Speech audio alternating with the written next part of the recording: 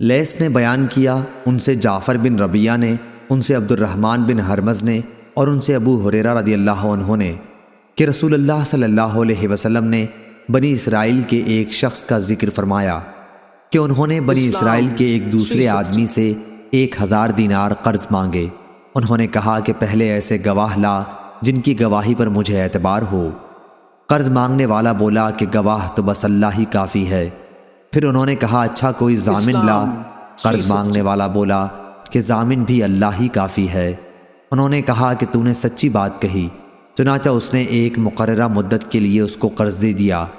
یہ صاحب قرض لے کر دریائی سفر پر روانہ ہوئے اور پھر اپنی ضرورت پوری کر کے کسی سواری، کشتی وغیرہ کی تلاش کی تاکہ اسے دریا پار کر کے اس مقررہ مدت تک قرض دینے والے کے پاس پہنچ سکے جو اس سے طے پائی تھی اور اس کا قرض ادا کر دے، لیکن کوئی سواری نہیں ملی۔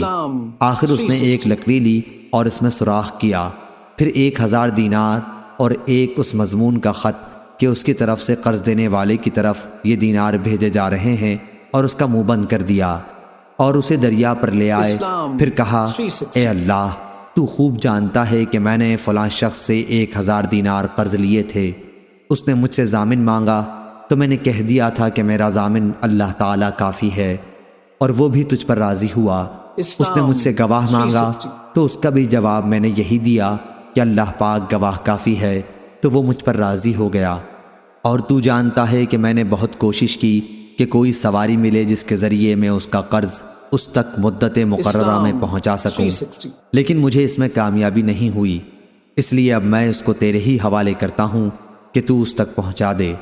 چنانچہ اس نے وہ لکڑی جس میں رقم تھی دریا میں بہا دی۔ اب وہ دریا میں تھی اور وہ صاحب قرضدار واپس ہو چکے تھے۔